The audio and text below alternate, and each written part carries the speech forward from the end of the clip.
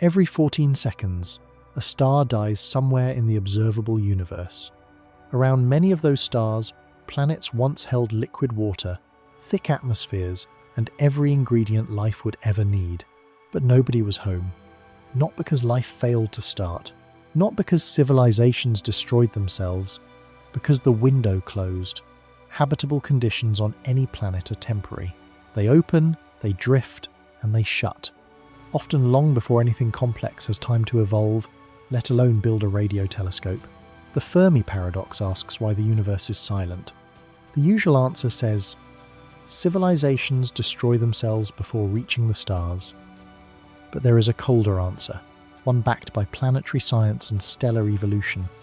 Most worlds never get the chance. The silence is not a graveyard of fallen civilizations. It is a graveyard of expired biospheres.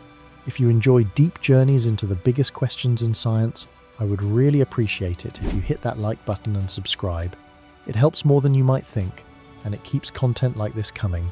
Now, let's begin.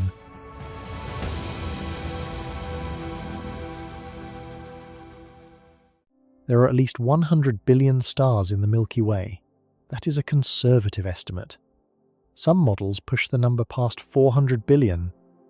Each of those stars burns for millions or billions of years, and the overwhelming majority of them host at least one planet. When the Kepler Space Telescope surveyed a small patch of sky, it found planets everywhere it looked. Rocky worlds, gas giants, super-Earths, ice worlds. Planets turned out to be the rule, not the exception.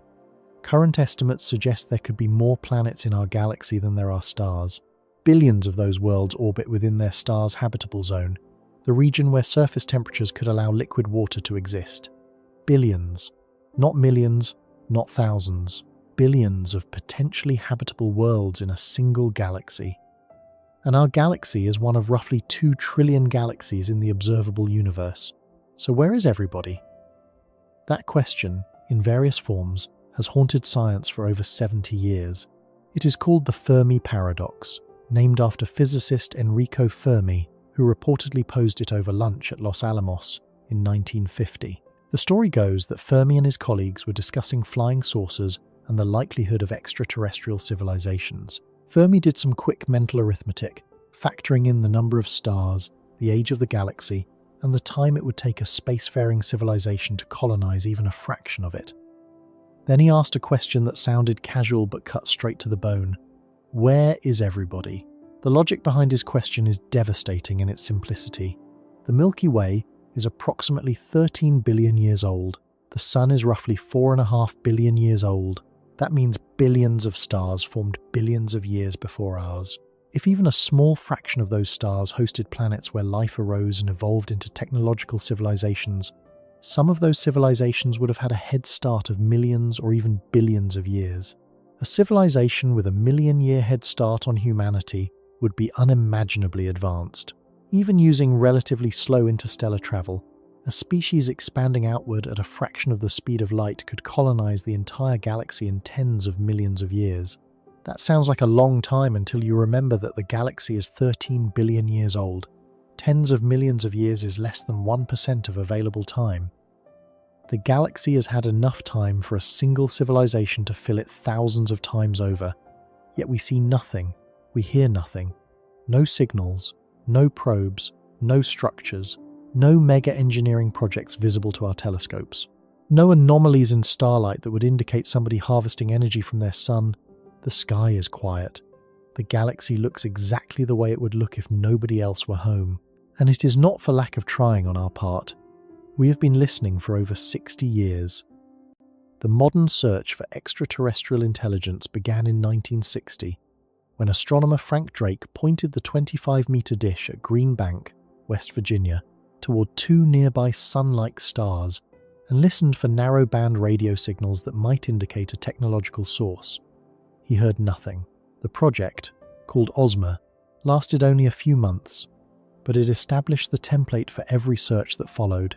Point a radio telescope at a promising star, tune to frequencies that might carry an artificial signal, listen, wait, move on.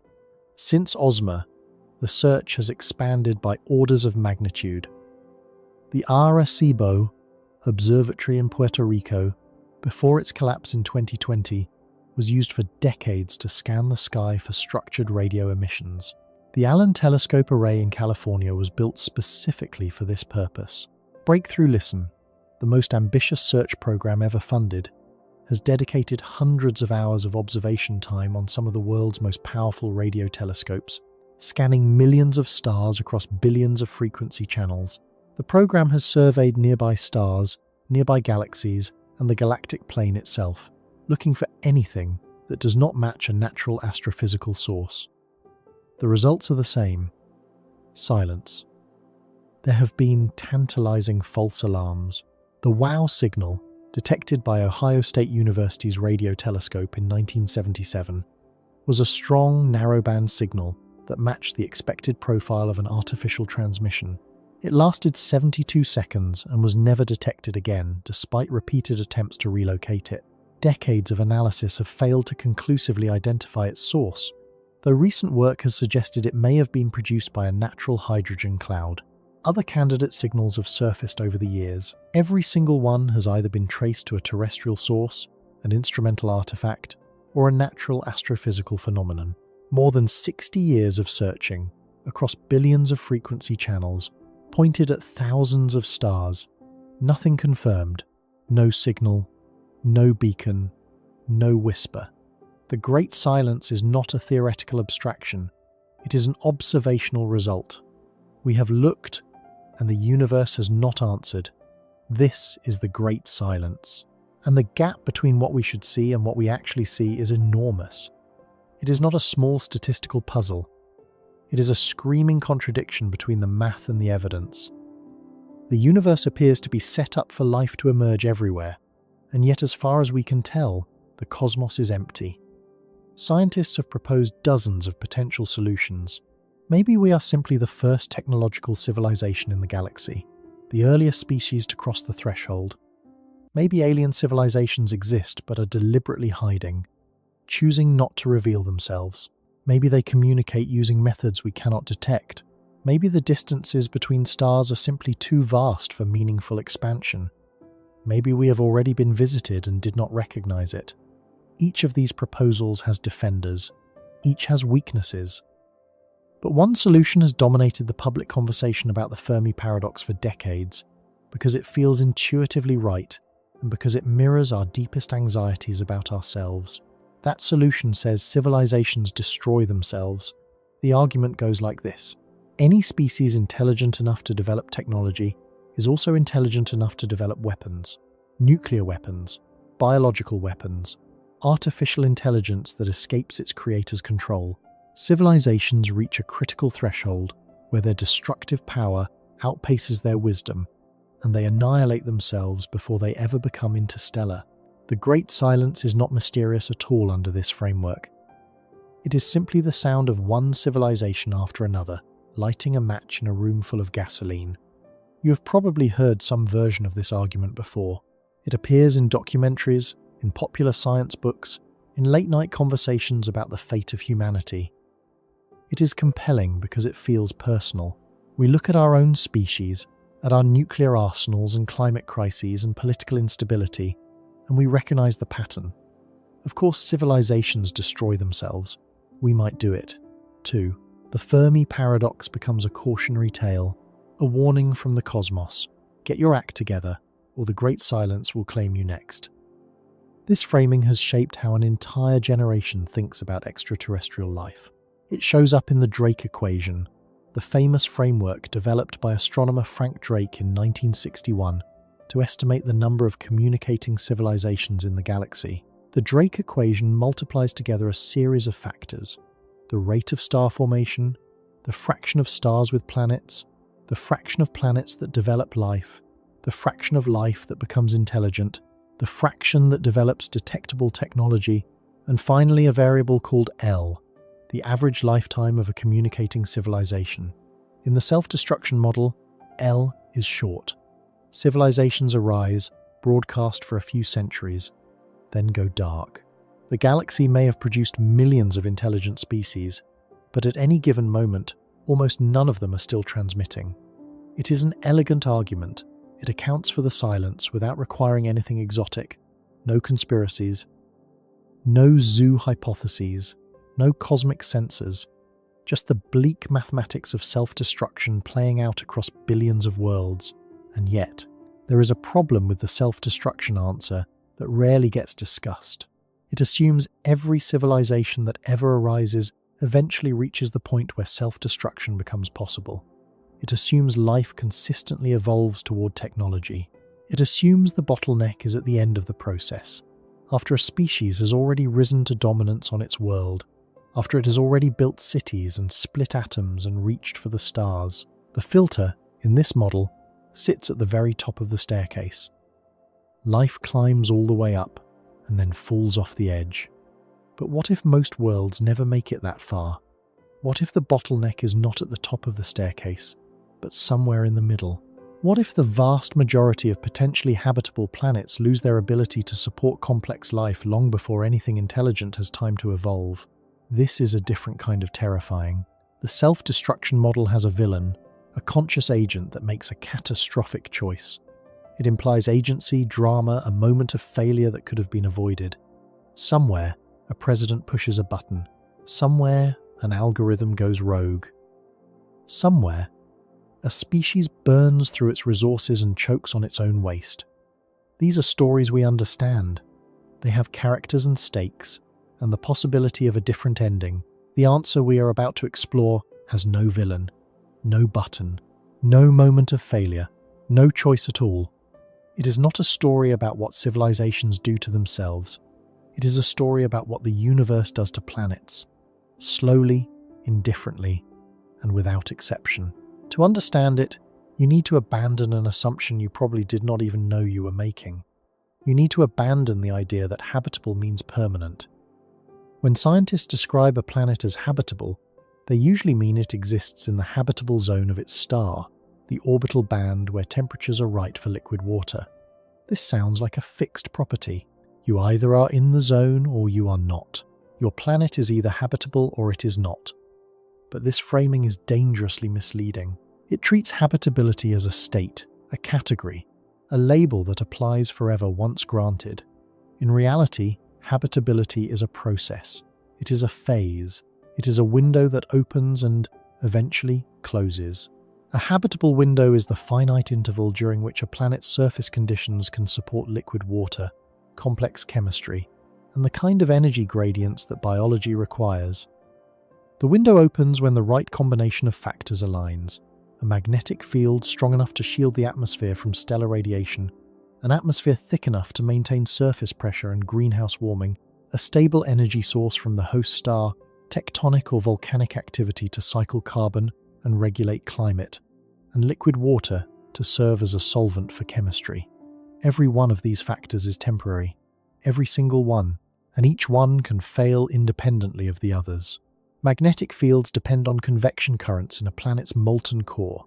The core must remain hot enough and fluid enough to sustain vigorous churning of electrically conducting material.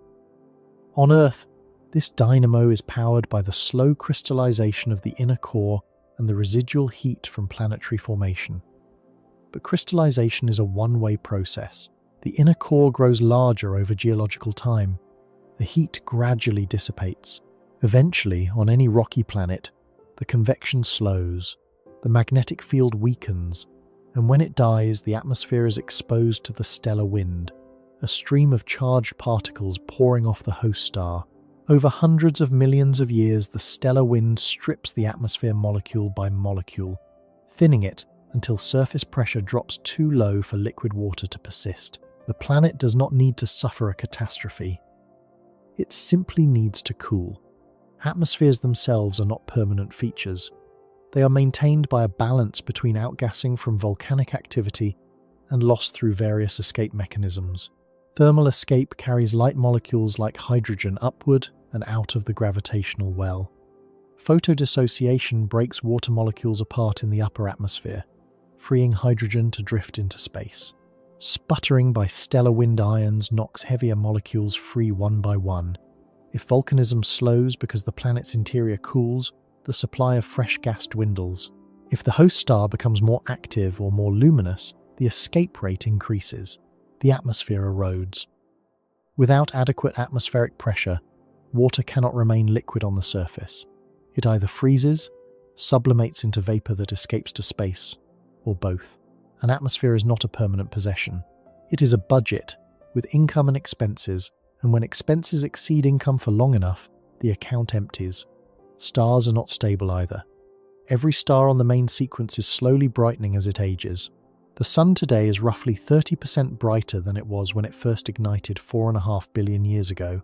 This is not an anomaly, it is standard stellar physics. As a star fuses hydrogen into helium, the core becomes denser and hotter, increasing the rate of fusion. The star's luminosity climbs. For any planet in orbit around such a star, the habitable zone is not a fixed band. It is a moving target. The zone drifts outward as the star brightens, and any planet that once sat comfortably within it will eventually find itself too close for comfort. A planet does not need to move to leave its habitable zone. The zone moves and leaves the planet behind. Tectonic activity, the great recycler of carbon on Earth, is also finite. Plate tectonics depends on the planet's internal heat, which is generated by radioactive decay and residual heat from formation. Over billions of years, that heat dissipates. Tectonic activity slows. The carbon cycle stalls. Without the carbonate-silicate cycle pulling carbon dioxide out of the atmosphere when things get too warm and releasing it when things get too cold, a planet loses its primary thermostat. Climate destabilizes. Conditions drift toward extremes. A planet with dead tectonics has lost its ability to regulate itself. It is a house with no heating and no air conditioning, drifting toward whatever temperature the sun imposes. Put all of this together and a picture emerges that is fundamentally different from the neat habitable zone diagrams in astronomy textbooks. A habitable planet is not a habitable planet forever. It is a planet experiencing a temporary phase of geological, atmospheric, and stellar stability, during which liquid water can persist on the surface and complex chemistry can operate. That phase has a beginning and an end. The window opens. For a while, conditions are right. Then the window closes, the magnetic field dies, the atmosphere thins, the star brightens, the water disappears, the world goes dark. This is not speculation, this is observed planetary science. We have watched this process happen. In our own solar system, we have two worlds that sit on either side of Earth, one closer to the Sun and one farther away. And both of them tell the same story. Both had conditions that were, at one time, arguably habitable. Both lost those conditions. Both are dead now. Not because anything living on them made a mistake. Not because some alien civilization pushed a button. Because the window closed. Mars once had rivers, lakes, and possibly an ocean covering its northern hemisphere. It had a magnetic field. It had a thicker atmosphere. Today it is a frozen desert with an atmosphere thinner than 1% of Earth's. Its magnetic dynamo shut down roughly 4 billion years ago. The solar wind did the rest. Venus may have been even more Earth-like. Climate modelling from NASA suggests it could have had shallow surface oceans and temperate conditions for up to 2 to 3 billion years. Other researchers argue it may never have had surface water at all. Either way, Venus today is a world with surface temperatures hot enough to melt lead, crushing atmospheric pressure, and clouds of sulfuric acid. Whatever window it may have had is gone. These are not abstract examples. These are our neighbours, worlds we can visit, worlds we have landed on, worlds close enough that we can hear the geological record and reconstruct what happened. And what happened, in both cases, is that the habitable window opened, held for a time measured in hundreds of millions or low billions of years, and then closed permanently. Now scale that up. Think about every rocky planet orbiting every star in the Milky Way. Think about the billions of worlds sitting in habitable zones right now. How many of them are currently in the middle of an open window? How many had a window that has already closed? How many will have a window that opens in the future but has not opened yet? The habitable zone tells you where liquid water could exist today. At this moment, given the current luminosity of the star, it tells you nothing about how long that condition will last. It tells you nothing about whether the planet has the magnetic field, the atmosphere, the tectonic activity, and the geological stability to actually maintain habitability for the billions of years that complex life seems to require. On Earth, it took roughly 4 billion years to go from the first microbial life to a species capable of building a radio telescope. 4 billion years, and Earth had an unusually long and stable habitable window to work with. A strong magnetic field sustained by a large molten iron core, active plate tectonics cycling carbon for billions of years, a single large moon stabilizing the planet's axial tilt, a sun that, by the standards of stellar variability, has been remarkably well behaved. Even with all of those advantages, complex multicellular life did not appear until roughly 600 million years ago. That is less than 15% of Earth's total history. For the first 3.5 billion years, the most sophisticated organisms on the planet were single-celled microbes. Intelligence arrived in the last fraction of a percent of geological time. We made it, barely, and we made it in part because our habitable window stayed open long enough. Most worlds will not be so lucky. If the average habitable window across the galaxy lasts only 500 million years, or 1 billion years, or even 2 billion years, then most planets will never have time to produce anything more complex than microbes. Life may start easily. The chemistry may be straightforward. Microbial organisms may appear on billions of worlds within the first few 100 million years of their habitable windows, but those microbes will run out of time. The window will close before evolution has a chance to build anything that could think, or build, or signal. This reframes the Fermi Paradox entirely. The silence is not the sound of civilizations that arose and destroyed themselves. The silence is the sound of worlds where the clock ran out before anyone was home to hear it ticking. And the most disturbing part is this: there is nothing anyone can do about it. A habitable window does not close because of a war or a mistake or a failure of political will. It closes because stars brighten, cores cool, atmospheres erode, and oceans evaporate. These are processes governed by physics. They are as inevitable as gravity. No level of technological advancement, no amount of wisdom, no policy change or cultural shift can prevent a star from increasing its luminosity over geological time. No civilization can restart a dead planetary dynamo or rethicken an atmosphere that has been stripped away over 1 billion years. The self-destruction model at least offers the illusion of control. If the problem is that civilizations destroy themselves, then maybe we can be the exception. Maybe we can be smarter. Maybe we can choose differently. The habitable window model offers no such comfort. It says the filter is not a choice, it is a condition. It is built into the way stars and planets evolve, and it operates whether or not anyone is alive to experience it. This changes what the silence means. Under the self-destruction model, the silence is a warning. Under the habitable window model, the silence is a verdict that was delivered before the trial even began. But this argument means nothing without evidence. If habitable windows really do close, we need to see it happen. We need planets that had a chance, real planets with names and histories, and we need to trace what went wrong. We do not have to look far. The two most dramatic examples are right next door. One froze, one burned, and both of them had every ingredient that life could ever ask for. 4 billion years ago, if you had stood on the surface of Mars and looked up, you would not have recognized the sky. The atmosphere was thick enough to scatter light. Clouds formed and drifted across a sky tinted by gases that no longer exist there in meaningful quantities. Liquid water ran across the surface in channels that we can still trace today, carved into rock that has been dry for longer than complex life has existed on Earth. There were rivers, not trickles, not seasonal damp patches. Rivers wide enough and persistent enough to erode bedrock and deposit sediment in fan-shaped deltas that look, from orbit, almost exactly like river deltas on our own planet. There were lakes, craters filled with standing water deep enough to sustain layered sediment deposits over millions of years.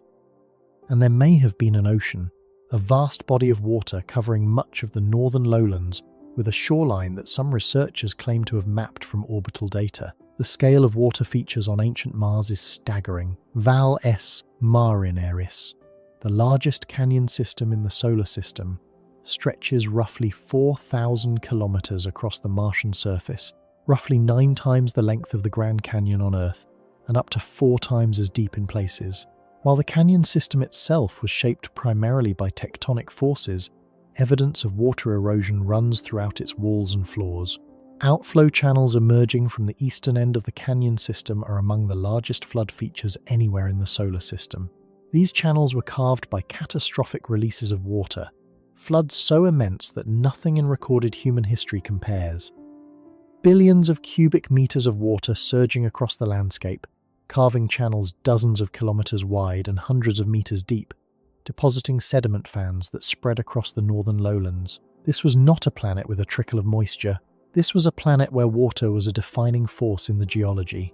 The period scientists call the Noachian, spanning roughly from 4.5 to 3.7 billion years ago, was Mars at its most Earth-like. Mineral surveys from orbit have detected clay minerals across thousands of sites from this era. Clays form when liquid water interacts with volcanic rock over sustained periods. Their widespread distribution suggests that water was not confined to isolated pockets. It was a global phenomenon. Some regions show layered sulfate deposits that indicate standing bodies of water persisting long enough for dissolved minerals to precipitate out of solution and accumulate in thick beds. Carbonate minerals, which form when carbon dioxide dissolves in liquid water, have been found in Martian meteorites and in bedrock exposed by impact craters. Together, these mineral signatures paint a picture of a planet where water interacted with rock at continental scales for hundreds of millions of years. Mars had a magnetic field, a global dipolar field generated by convection currents in its molten iron core, the same kind of dynamo that protects Earth today. That field wrapped the planet in an invisible shield, deflecting the charged particles streaming outward from the young sun. Without that shield, the solar wind would have hammered the upper atmosphere directly, ionizing gas molecules and accelerating them to escape velocity. With the field in place, Mars held onto its atmosphere. It held onto its warmth. It held onto its water. This is not a hypothetical reconstruction. This is confirmed observation built from decades of orbital mapping, surface exploration, and laboratory analysis of Martian meteorites. The evidence comes from mineralogy, from isotope ratios, from the physical shapes of landforms that could only have been carved by flowing liquid. Mars was, by any reasonable scientific definition, a habitable world. It had liquid water. It had energy from the sun. It had the chemical building blocks for organic chemistry. It had time. And then it lost everything. The Martian dynamo shut down. The exact timing is debated, but converging lines of evidence place it somewhere between 4.1 and 3.7 billion years ago. Research using NASA's MAVEN orbiter found magnetized rock formations suggesting the dynamo was still active at 3.7 billion years ago, potentially hundreds of millions of years longer than earlier estimates assumed. A 2023 study from Harvard, using a quantum magnetic field microscope to analyze Martian meteorites, supported this revised timeline, pushing the window of magnetic protection closer to 3.9 billion years ago or later. Those extra few hundred million years matter enormously. They mean Mars may have been magnetically shielded during a period when liquid water was still actively reshaping the surface. The habitable window and the magnetic window overlapped for longer than previously thought, which makes what came next even more devastating. The reason the dynamo died is rooted in the planet's size. Mars is small. Its mass is roughly 1/10 of Earth's. A smaller planet has a higher surface area to volume ratio, which means it radiates internal heat into space more efficiently. The core cooled faster than Earth's core. As it cooled, the vigorous convection currents that powered the magnetic dynamo slowed and eventually stopped. Some researchers believe the core stratified, with layers of iron-sulfur and iron-hydrogen liquid separating in a way that killed convective motion entirely. A 2022 study published in Nature Communications by a team at the University of Tokyo modeled this process and concluded that the separation of these immiscible liquids could have been responsible for both the onset, the termination of Martian core convection. The same mechanism that started the dynamo ultimately killed it. Once the two liquids fully separated, convection ceased, the magnetic field vanished, and Mars was doomed, not by an external catastrophe, by the thermodynamics of its own interior. What followed was a slow catastrophe. Picture a bathtub with a drain that someone has pulled open, except the bathtub is an entire planetary atmosphere, and the drain is the solar wind. Once the magnetic shield dropped, charged particles from the sun began interacting directly with the upper atmosphere. They ionized atmospheric molecules and gave them enough energy to escape the planet's weak gravity. Molecule by molecule, the atmosphere thinned. Carbon dioxide, nitrogen, water vapor, all of it bleeding away into space. MAVEN has measured this process directly. The spacecraft arrived at Mars in 2014 specifically to study atmospheric escape, and its instruments confirmed that the solar wind is still stripping the Martian atmosphere today, though at a much slower rate than during the early period when the sun was younger and more active.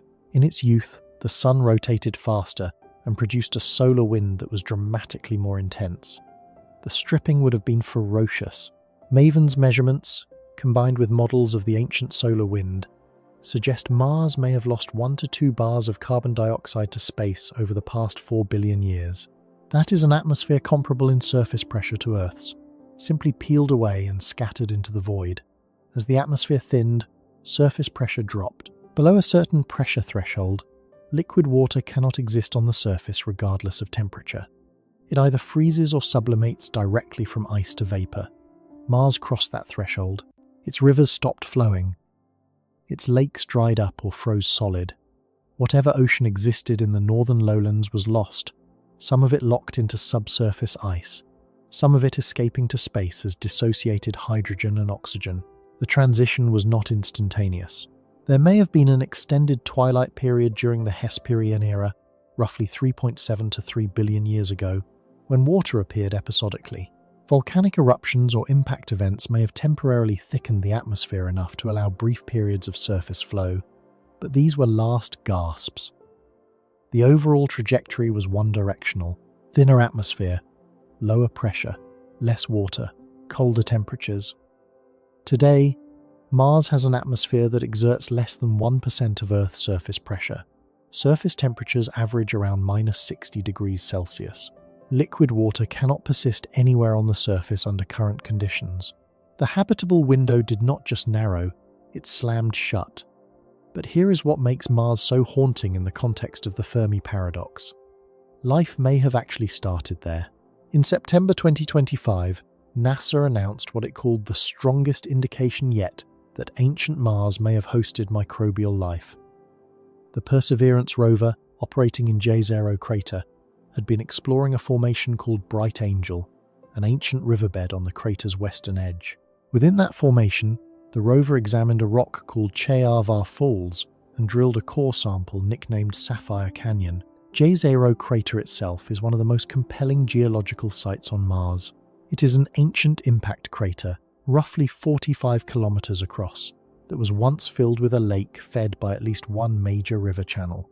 The river deposited sediment in a fan-shaped delta at the western rim, exactly as rivers on Earth build deltas when they enter standing bodies of water.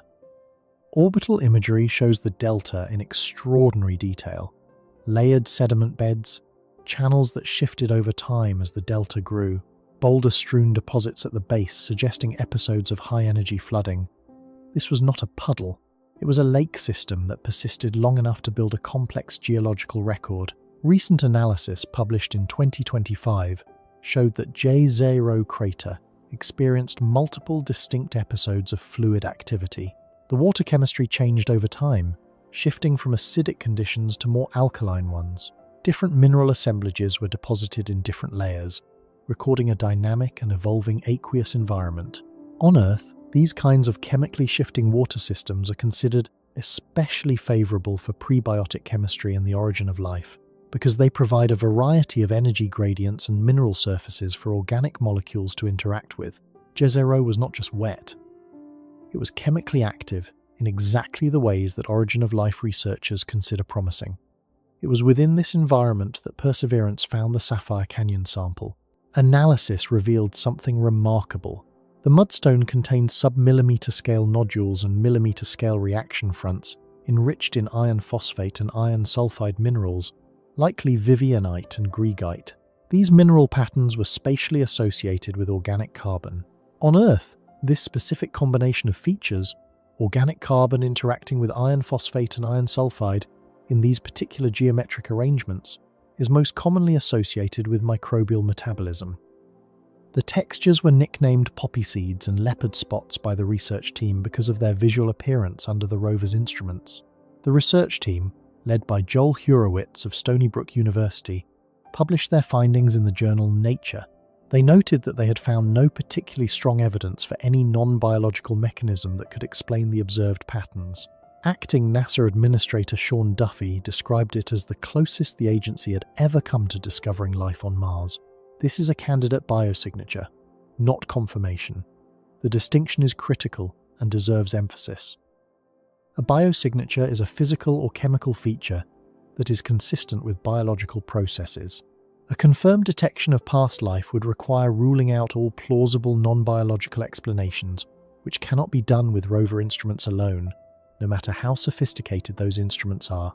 The Sapphire Canyon sample would need to be returned to Earth and analysed in laboratories equipped with electron microscopes, mass spectrometers, and synchrotron X-ray facilities far beyond anything that can be miniaturized and launched to another planet. Mars sample return remains a planned but unfunded and logistically uncertain endeavour. The samples sit in sealed tubes cached on the Martian surface, waiting for a retrieval mission that does not yet have a confirmed budget, timeline, or architecture. This means the most significant astrobiological finding in the history of planetary exploration could remain unresolved for years or even decades. The evidence is sitting on another planet. We can see it. We cannot reach it. And until we can, the question of whether Mars once hosted life will remain a candidate finding, not a conclusion. But for the question we are asking, confirmation is almost beside the point. Whether those mineral patterns were made by microbes or by purely chemical reactions, the planet clearly had the conditions for life: liquid water, organic chemistry, energy gradients, mineral substrates, a dynamic, evolving aqueous environment persisting over geological timescales. Mars had the ingredients. Mars had the time. If life did start there, it started in a window that was already on a countdown. The dynamo was failing. The atmosphere was thinning. The water was disappearing. Whatever was alive in those ancient lake beds had no way to escape, no way to spread beyond the planet, no way to become complex enough to leave a signal that anyone could detect from light years away. It was microbial life on a dying world, and the world won. Pause on that image for a moment, because it is easy to let it pass as an abstraction, a line in a science documentary, a fact to be filed alongside other facts about Mars. But if those mineral patterns in the Sapphire Canyon sample really were made by living organisms, then what we are looking at is something far more specific and far more haunting than a geological curiosity. We are looking at the remains of creatures that lived in a lake on a planet that was already dying. They did not know it. They could not have known it. They were microbes, single-celled, without nervous systems, without awareness, without any capacity to perceive the trajectory of their own world. But the trajectory was real. While they metabolized iron and phosphorus in the sediment of their lake, the magnetic field that protected their atmosphere was weakening overhead. While they cycled nutrients through their microscopic ecosystems, the solar wind was thinning the air above them molecule by molecule. While they divided and evolved and competed for resources in their small, warm world, the pressure was dropping, the temperature was falling, and the water that surrounded them was beginning its long retreat. They had no warning. There was no moment of crisis, no sudden catastrophe that they could have responded to, even if they had been capable of response. The world simply became less hospitable, degree by degree, millibar by millibar, over timescales so long that no individual organism would have noticed any change at all. Each generation lived and died in conditions that were, for all practical purposes, identical to the conditions their ancestors had experienced. But the cumulative drift was relentless. The lake shrank, the chemistry shifted, the atmosphere thinned, and at some point a final generation of microbes metabolized its last meal, divided its last time, and died in sediment that would remain undisturbed for the next 3.7 billion years. That is what a closing habitable window looks like from the inside. Not a dramatic ending. Not an explosion or a flood or a wall of fire. Just a slow, imperceptible withdrawal of the conditions that made life possible. So gradual that nothing living could ever have perceived it happening. The world did not kill its inhabitants. It simply stopped supporting them. And then it was silent. If the Sapphire Canyon biosignature is eventually confirmed, Mars will become the first known example of a world where life started, and then was extinguished not by any biological failure but by the expiration of the planetary conditions that allowed it to exist. It would be the first concrete proof that the habitable window model is not just a theoretical framework. It is something that actually happened to real organisms on a real planet in our own solar system. And if it happened here, next door, to our nearest neighbour, the question is not whether it happened elsewhere. The question is how many billions of times it happened across the galaxy while no one was watching. If Mars represents the cold failure, the planet that froze and dried out because it was too small to hold onto its heat, then Venus represents the hot failure. And in some ways, the Venus story is even more disturbing, because Venus did not start small or disadvantaged. Venus started with almost everything Earth had. Venus is nearly Earth's twin in size and mass. Its diameter is about 95% of Earth's. Its gravity is about 90% of Earth's. It formed from the same region of the solar nebula, at roughly the same time, from roughly the same materials. If you were designing a planet from scratch to be habitable, Venus would look like an excellent candidate. It is close enough to the Sun to receive abundant energy. It is large enough to sustain a magnetic dynamo, at least in theory. It is massive enough to hold a thick atmosphere indefinitely. And yet today, Venus is the most hostile environment in the inner solar system. Surface temperatures exceed 460 degrees Celsius, hot enough to melt lead. The atmospheric pressure at the surface is roughly 90 times that of Earth, equivalent to being nearly a kilometre beneath an ocean. The atmosphere is over 96% carbon dioxide, and the clouds are made of sulfuric acid. No liquid water exists anywhere on the surface. The Soviet landers that touched down in the 1970s and 80s survived for only minutes before being crushed, corroded, and overheated into silence. Venus is not merely uninhabitable, it is aggressively hostile to any form of life we can imagine. The question that has consumed planetary scientists for decades is whether Venus was always this way. One school of thought says yes. Venus formed hot, close to the Sun, and never cooled enough for water to condense on the surface. Under this model, Venus never had a habitable window at all. It was born inhospitable and stayed that way. A 2024 study from the University of Cambridge, led by Teresa Constantinou and published in Nature Astronomy, provided support for this view. The researchers analysed the chemical composition of Venus's atmosphere and inferred that the planet's interior is too dry today for there ever to have been enough water to form surface oceans.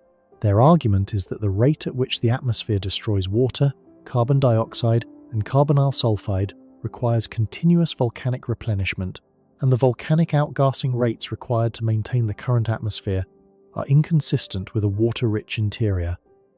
If Venus never had water in its mantle, it likely never had water on its surface. The other school of thought says Venus was habitable for billions of years. Computer modelling from NASA's Goddard Institute for Space Studies, led by Michael Way, used general circulation models, the same type used to study Earth's climate, to simulate Venus's early conditions. The results suggested that with a slow rotation rate and the right cloud cover, Venus could have maintained shallow surface oceans and temperate conditions for up to 2 to 3 billion years. Reflective clouds would have bounced enough sunlight back into space to keep temperatures moderate despite Venus's proximity to the Sun. In this model, Venus remained habitable from roughly 4.2 billion years ago until about 700 million years ago, when something catastrophic happened. That something appears to have been a massive episode of volcanic outgassing. Venus shows evidence of global resurfacing, a period during which enormous volumes of lava covered most of the planet's surface. The current best estimate places this event at roughly 300 to 600 million years ago, though the dating remains uncertain. The scale of what happened to Venus during that resurfacing event is difficult to overstate. This was not a regional volcanic episode, like anything in Earth's geological record. This was a planet-wide paroxysm that buried nearly the entire surface under fresh lava. Radar imaging from the Magellan orbiter revealed the scars. Venus is covered in volcanic features at scales that have no parallel on Earth. Coronae, massive circular structures hundreds of kilometers across, mark locations where plumes of hot material rose from the mantle and deformed the surface into rings of ridges and troughs. Some coronae span more than 1,000 kilometers. They are surrounded by fields of lava flows that radiate outward in every direction, covering areas larger than entire countries on Earth. Shield volcanoes dot the surface, some of them enormous. Mount Mons rises roughly 8 kilometers above the surrounding terrain, comparable to the largest volcanic structures in the solar system. Surrounding it are lava flows that extend for hundreds of kilometers, frozen rivers of rock that once poured across the plains at temperatures exceeding 1,000 degrees Celsius. And these are not isolated features. Venus has hundreds of major volcanic structures and tens of thousands of smaller ones. Vast low-lying regions called planetae are covered in smooth basaltic lava plains that stretch for thousands of kilometers, flat and featureless, the product of floods of molten rock that spread across the landscape and solidified into sheets. The near-total absence of heavily cratered terrain tells the story. On a planet without active resurfacing, impact craters accumulate over time. The Moon's surface is saturated with them because nothing erases them. Mars retains craters from billions of years ago because its geological activity slowed early. But Venus has only about 1,000 impact craters across its entire surface, and they are distributed almost randomly, with no regions showing significantly more or fewer than average. This pattern is consistent with a single catastrophic event that wiped the slate clean across the entire planet within a geologically narrow window. Every crater we see today formed after that event. Everything from before was buried, melted, and erased. If Venus had oceans before the resurfacing, if it had shorelines and sediment layers and mineral deposits recording billions of years of water chemistry, all of it was destroyed. Not merely buried, recycled. The lava that covered the surface was hot enough to melt any pre-existing rock it encountered. Sedimentary records were consumed. Mineral signatures were homogenized. Any chemical trace of past biology, any fossil, any isotopic fingerprint of ancient water was incinerated and reprocessed into fresh volcanic basalt. The resurfacing did not just end the habitable window, it destroyed the evidence that the window had ever been open. Venus is a crime scene where the perpetrator burned down the building and paved over the ashes. This is why the upcoming missions matter so much. The surface cannot tell us what Venus was like before the resurfacing, but the atmosphere might. Noble gases trapped in the atmosphere do not participate in chemical reactions. They are not destroyed by volcanism. Their isotope ratios carry information about the planet's volatile history that survives even a global resurfacing event. If Da Vinci can measure those ratios with sufficient precision, it may be able to determine whether Venus once had a large reservoir of water that was subsequently lost to space. The atmosphere remembers what the surface has forgotten. This event would have released staggering quantities of carbon dioxide into the atmosphere. Think of it as a thermostat, breaking in the worst possible direction. On Earth, the carbonate-silicate cycle acts as a planetary thermostat, pulling excess carbon dioxide out of the atmosphere through weathering and storing it in rock. On Venus, if the resurfacing event was large enough, it could have overwhelmed any such feedback mechanism. Once atmospheric carbon dioxide crossed a critical threshold, the greenhouse effect became self-reinforcing. Higher temperatures meant more water vapor in the atmosphere, which is itself a greenhouse gas, which raised temperatures further, which evaporated more water, which thickened the greenhouse blanket further. This is a runaway greenhouse, and once it starts, there is no natural mechanism to stop it. The oceans boiled. The water vapor rose into the upper atmosphere where ultraviolet radiation split it into hydrogen and oxygen. The hydrogen, being light, escaped to space. The oxygen reacted with surface minerals and was locked into rock. Within a geologically short period, perhaps as little as a few 100 million years, Venus lost its water permanently. A 2024 study published in Science explored an additional mechanism for water loss. Researchers found that a molecule called HCO+, which forms when water vapor interacts with carbon dioxide in the upper atmosphere, could dramatically accelerate the rate at which hydrogen is lost to space. This mechanism, combined with traditional water loss processes, could have enabled Venus to lose its entire ocean in roughly 600 million years, fast enough to be consistent with the wet Venus model's timeline. The debate between these two models is one of the most important open questions in planetary science. It is also one of the reasons NASA selected both the Da Vinci and Veritas missions for its discovery program. Da Vinci will send an atmospheric probe to descend through Venus's atmosphere, measuring the noble gas ratios that survived the resurfacing. Those measurements can distinguish between a wet early Venus that lost its water to space and a dry Venus that never had oceans to begin with. The two histories leave distinct isotopic fingerprints, and Da Vinci is designed to tell them apart. Veritas will map the surface in unprecedented detail, looking for geological signatures of ancient water, including specific rock types and terrain features that could only form in the presence of liquid. The European Space Agency's Envision orbiter will complement both missions with subsurface radar and spectroscopy. Together, these missions represent the first concentrated effort to resolve Venus's climate history since the Magellan orbiter in the early 1990s. However, both Da Vinci and Veritas face significant budget uncertainty. Veritas was reinstated into NASA's fiscal year 2025 budget after a period of near cancellation, with a planned launch no earlier than 2031.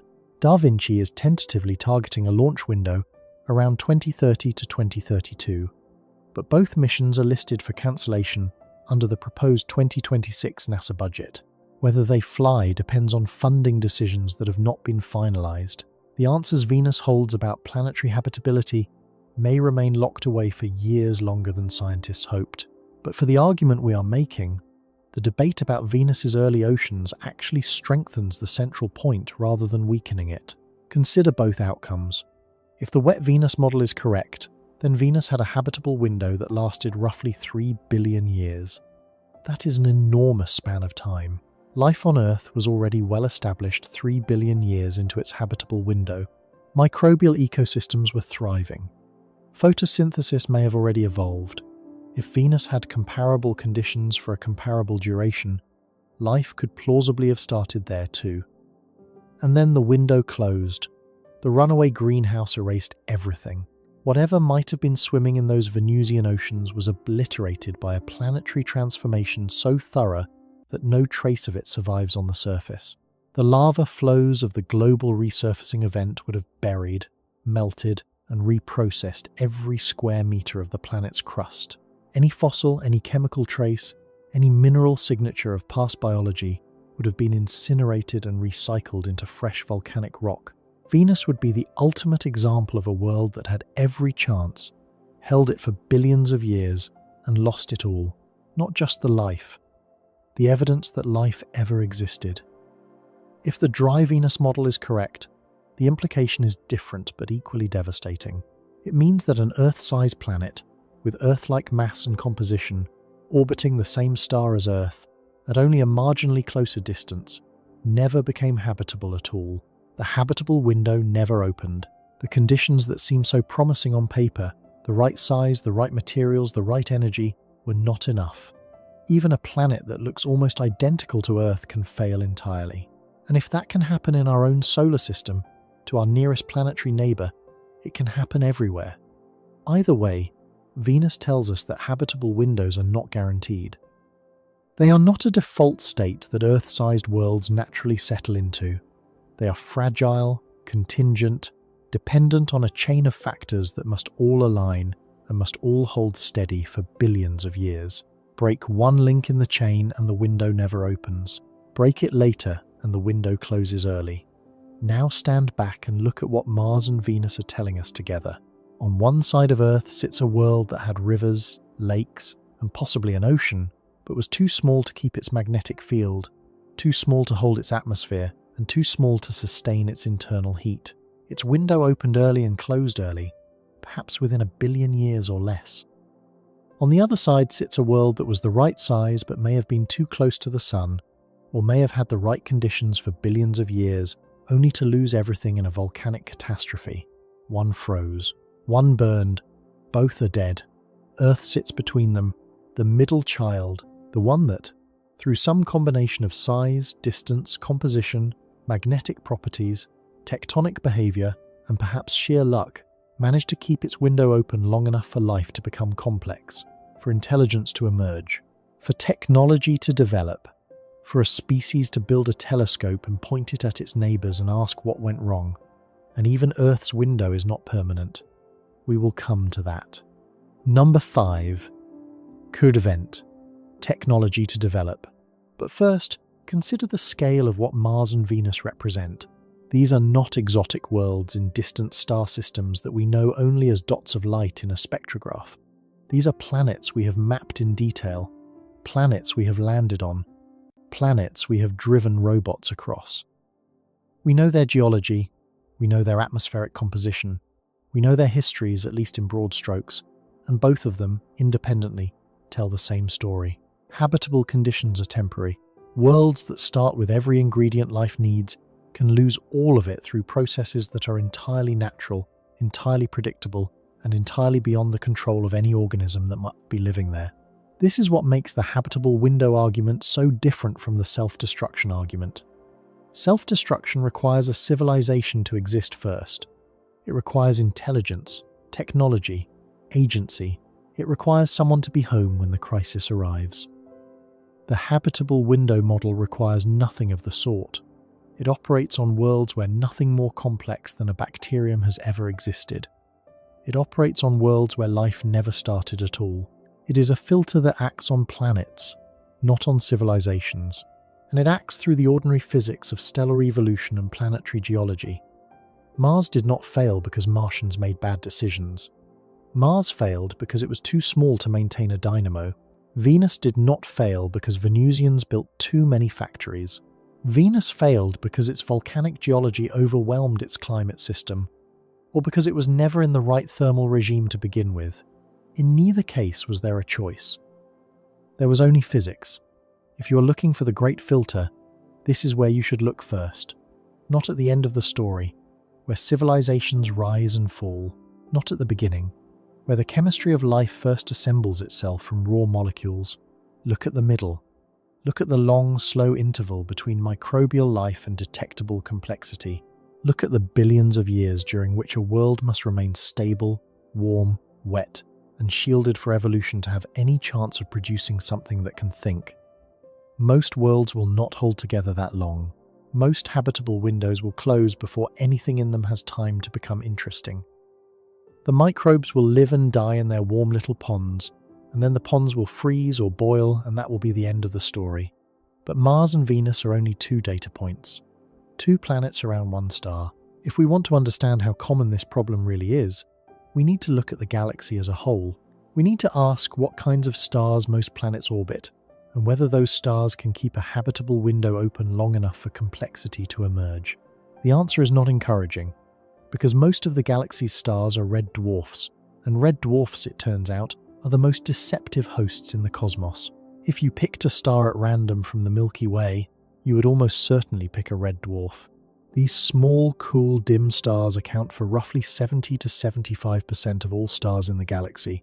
Some estimates push the number higher. They outnumber every other stellar type combined by an enormous margin. Sun-like stars, the kind that host our own habitable world, make up only about 7 to 10% of the galactic population. The galaxy does not belong to stars like the Sun. It belongs to red dwarfs. This matters enormously for the question of life in the universe. If you want to know how many habitable worlds the galaxy contains, you have to start with the most common type of star and ask whether its planets can support the conditions life requires. For years, the answer appeared to be encouraging. Red dwarfs live for trillions of years, far longer than the current age of the universe. They are stable. They are everywhere, and surveys have shown that they commonly host rocky planets, including planets in their habitable zones. The TRAPPIST-1 system, with 7 roughly Earth-sized worlds orbiting a single red dwarf just 40 light-years away, seem to confirm that red dwarfs might be the galaxy's primary real estate for biology. But the closer scientists have looked, the more problems they have found. Red dwarf habitable zones are not what they seem. They are close-in, violent, and unstable in ways that make long-term habitability deeply unlikely for most planets that orbit within them. If habitable windows are already fragile around Sun-like stars, they may be nearly impossible around the stars that dominate the galaxy. The first problem is distance. Red dwarfs are dim, A typical red dwarf produces less than 1% of the sun's luminosity. For a planet to receive enough energy to maintain liquid water, it must orbit much closer to its star than Earth orbits the sun. The habitable zone around a red dwarf sits at roughly 0.1 to 0.3 astronomical units from the star. For comparison, Mercury orbits our sun at about 0.4 astronomical units, and Mercury is a scorched, airless rock. Habitable zone planets around red dwarfs orbit closer than Mercury orbits our sun. This proximity creates a cascade of problems that do not exist for planets in wider orbits around brighter stars. The most immediate problem is tidal locking. When a planet orbits very close to its star, gravitational tidal forces slow its rotation until one hemisphere permanently faces the star and the other permanently faces away. This is the same process that keeps one face of the moon always pointed toward Earth. For habitable zone planets around red dwarfs, tidal locking is expected to occur within a few 100 million years of formation, possibly much sooner. A tidally locked planet has a day side that receives constant stellar radiation and a night side that receives none. Temperatures on the day side could reach hundreds of degrees. Temperatures on the night side could plunge far below freezing. The question is whether an atmosphere can redistribute heat efficiently enough to prevent the night side from freezing out entirely. If atmospheric circulation fails, the night side becomes a cold trap. Gases migrate to the dark hemisphere, freeze, and are removed from circulation. The atmosphere collapses. The planet dies. Climate models have explored this scenario extensively, and the results are mixed. Some simulations show that a sufficiently thick atmosphere with the right composition can transport heat from dayside to nightside, effectively enough to maintain habitable conditions. Others show that realistic atmospheric compositions tend to produce extreme temperature gradients, permanent cloud banks on the dayside, and ice sheets on the night side that expand until they consume any temperate zone that might exist along the terminator, the narrow strip between permanent day and permanent night. Whether a tidally locked planet can sustain surface liquid water depends sensitively on atmospheric pressure, composition, ocean coverage, and cloud behavior, variables that are extremely difficult to constrain from 40 light-years away. But tidal locking is not the worst problem. The worst problem is flares. Red dwarfs are magnetically active stars. Their convective interiors generate powerful magnetic fields that drive frequent and energetic stellar flares, eruptions of radiation and charged particles that can dwarf anything our sun produces. Young red dwarfs are especially violent. During their first billion years, they produce superflares with energies hundreds to thousands of times greater than the most powerful solar flares ever recorded. These flares blast habitable zone planets with intense X-ray and ultraviolet radiation at close range. The consequences for planetary atmospheres are severe. High-energy radiation ionizes atmospheric molecules, giving them enough energy to escape the planet's gravity. Repeated flare bombardment over hundreds of millions of years can strip a planet's atmosphere entirely, even if the planet started with a thick one. This process is not theoretical. It has been observed and measured. In 2025, researchers led by Kiana Burton at the University of Colorado and Meredith McGregor at Johns Hopkins University published the most detailed study yet of Proxima Centauri's flaring activity. Using ALMA, the Atacama Large Millimeter and Submillimeter Array, they observed 463 individual flares from Proxima Centauri across millimeter wavelengths. The flare frequency distribution followed a steep power law, meaning that while the most energetic flares were less common, moderately powerful flares occurred constantly. Some of the most powerful flares showed asymmetric light curves with prolonged decay phases, indicating that energy transfer and magnetic field restructuring continued long after the initial burst. The stellar environment around Proxima Centauri is not occasionally violent, it is relentlessly violent.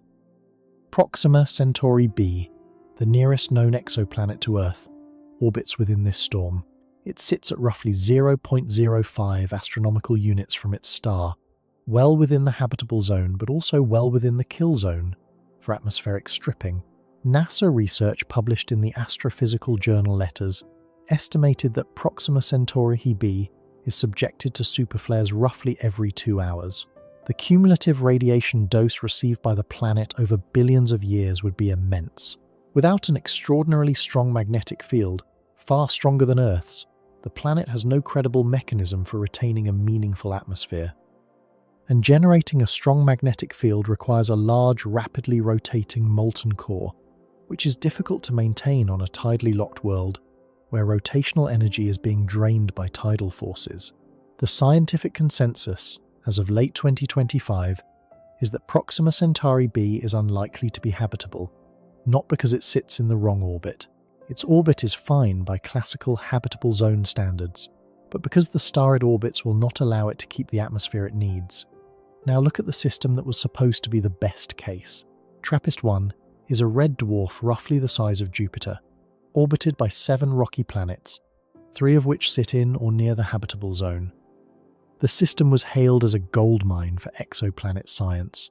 7 Earth-sized worlds around one star, close enough for the James Webb Space Telescope to study their atmospheres. If any red dwarf system could host a habitable world, this one seemed like the most promising candidate. The James Webb Space Telescope has now observed multiple planets in the TRAPPIST-1 system across several programs totaling hundreds of hours. The results are sobering. TRAPPIST-1b, the innermost planet, was observed in thermal emission at 15 micrometers using the telescope's MIRI instrument. Its dayside brightness temperature measured approximately 490 Kelvin. There was no significant nightside emission and no phase offset. The data are consistent with a dark, airless surface, no thick atmosphere, a bare rock baking under its star. TRAPPIST-1c was observed using the same method. Its dayside brightness temperature came in at roughly 369 Kelvin, cooler than Planet B, but still consistent with either a tenuous oxygen-rich atmosphere or an equally airless, but more reflective surface. Models with surface pressures above approximately 1 bar were strongly disfavored. A 2026 study, published in Nature Astronomy, analyzing full thermal phase curves of both planets, concluded that TRAPPIST-1b and c are consistent with bare rocky surfaces rather than thick atmospheres. The 2 innermost planets of the most promising red dwarf system we know appear to have been stripped. TRAPPIST-1e, the planet considered most likely to be habitable based on its position and size, has been harder to characterize. Multiple observation programs using the James Webb Space Telescope's near-infrared spectrograph have attempted to capture its transmission spectrum. The results, published in 2025 in the Astrophysical Journal Letters by 2 independent teams, were inconclusive. Stellar contamination from TRAPPIST-1's active surface dominated the signal. The star's magnetic activity produces surface features, spots, and faculae that rotate in and out of view and alter the apparent spectrum during transits. Flares occur frequently enough to interfere with observations. The data did not lean strongly in favor of or against the planet having an atmosphere. Venus-like, Earth-like, and bare rock scenarios all remained consistent with the observations. An ongoing James Webb Space Telescope program is attempting a clever workaround. By observing closely spaced transits of TRAPPIST-1e and TRAPPIST-1b, which trace nearly the same path across the star's disk, researchers hope to use the airless planet B as a control. Any spectral features shared between the 2 planets' transit observations are likely contamination from the star. Subtracting those features from Planet E's spectrum might reveal a genuine atmospheric signal, if one exists. Initial modelling suggests that with 15 such close transit observations, a carbon dioxide-rich atmosphere on TRAPPIST-1e could potentially be detected, but stellar activity remains the primary obstacle. Even the most powerful space telescope ever built is struggling to see through the noise of a red dwarf's tantrums. As of now, no terrestrial exoplanet atmosphere has been confirmed around any TRAPPIST-1 planet. No terrestrial exoplanet atmosphere has been confirmed around any red dwarf planet. The observational track record so far is bare rocks and ambiguity. This pattern aligns with what physics predicts, and the timing is especially cruel. Red dwarfs do not arrive on the main sequence the way Sun-like stars do. They take a long time to settle down.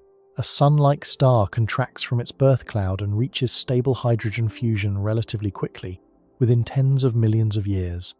A red dwarf takes much longer, for the first several 100 million years, and in some cases up to 1 billion years.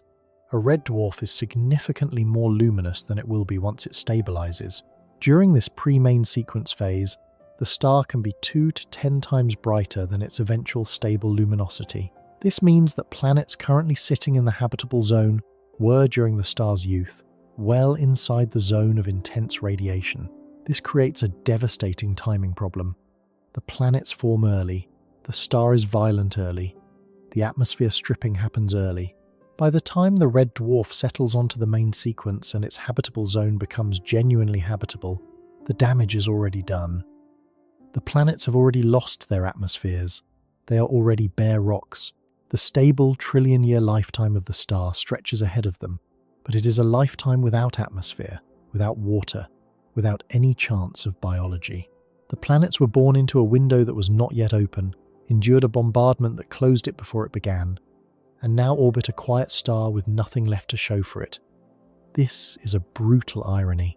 Red dwarfs live for trillions of years. In principle, they offer the longest possible windows for life to evolve. A habitable planet around a red dwarf could theoretically have tens of billions of years to develop complex biology, far longer than the Sun will ever allow Earth. But the theoretical window is meaningless if the atmosphere is gone before the window functionally opens. A planet with no atmosphere has no greenhouse effect, no surface pressure, no protection from radiation, and no liquid water. It does not matter how long the star lives, the planet is already dead. This is the deception at the heart of red dwarf habitability. The numbers look spectacular on paper. Trillions of years of main sequence stability, billions of rocky planets in habitable zones. The galaxy's most abundant stellar type, hosting the galaxy's most abundant class of potentially habitable worlds. It sounds like the cosmos should be teeming with life, but the physics of stellar flares, tidal locking, and atmospheric stripping may render most of those worlds uninhabitable before biology has any chance at all. The campfire is burning in a hurricane. The fuel is there, the spark is there, but the wind keeps blowing the flame out. And if red dwarfs cannot deliver on their promise, the arithmetic of the Fermi Paradox gets dramatically worse. You cannot count on the 75% of stars that dominate the galaxy. You are left with a small minority of Sun-like stars, and even those are not safe. It is worth pausing here to do the arithmetic explicitly, because the numbers are worse than most people realize. Start with the full inventory. Roughly 400 billion stars in the Milky Way. Eliminate the red dwarfs, which make up 70 to 75% of the total. That removes approximately 300 billion stars whose habitable zones appear to be hostile to long-term atmosphere retention. You are left with roughly 100 billion. Now eliminate the massive stars, spectral types O, B, and A, the bright, hot, short-lived giants that burn through their hydrogen fuel in tens of millions to a few 100 million years and then explode or collapse. Complex life took over 3 billion years to evolve on Earth. A star that dies in 50 million years cannot host a habitable window long enough to matter. These stars are relatively rare, only a few % of the total, but they account for most of the galaxy's visible luminosity. Remove them. Now consider binary and multiple star systems. Roughly half of all Sun-like stars exist in binary or higher-order configurations orbiting one or more companion stars. Some binary systems can host stable planetary orbits, but many cannot. Close binaries create gravitational chaos that destabilizes orbits in the habitable zone. Wide binaries may be safe, but the fraction of binary systems that can sustain a planet in a stable habitable zone orbit for billions of years is significantly smaller than the fraction of single stars that can do the same. Remove the unstable configurations. Now factor in metallicity. Stars that formed very early in the galaxy's history, in the first few billion years, condensed from gas clouds that contained very little in the way of heavy elements. Carbon, oxygen, silicon, iron, the building blocks of rocky planets, were scarce because not enough generations of stars had lived and died to produce them. These metal-poor stars are less likely to host rocky planets at all, and if they do, those planets may lack the radioactive elements needed to sustain tectonic activity and a magnetic dynamo over geological time. Remove the earliest generations. What remains is a small fraction of the galaxy's stellar population. Estimates vary depending on how strict your criteria are, but a conservative accounting leaves perhaps 5 to 15% of stars as plausible hosts for a habitable window long enough to produce complex life. That is 20 to 60 billion stars out of 400 billion. It sounds like a large number, until you remember that each of those stars must also have a rocky planet in the right orbit, with the right mass, the right composition, the right magnetic properties, and the right tectonic behavior to keep its window open for over 3 billion years. The galaxy is not a vast ocean of possibility. It is a vast ocean with a few isolated pools, and most of those pools are evaporating. And even the best pools are not permanent, because Earth's window is closing too. The Sun is a main sequence star, approximately 4.5 billion years old, with roughly 5 billion years of hydrogen fuel remaining. That sounds like a long future, but the end of the Sun's main sequence life is not the deadline that matters. The deadline that matters is much closer, and it has nothing to do with the Sun dying. It has to do with the Sun brightening.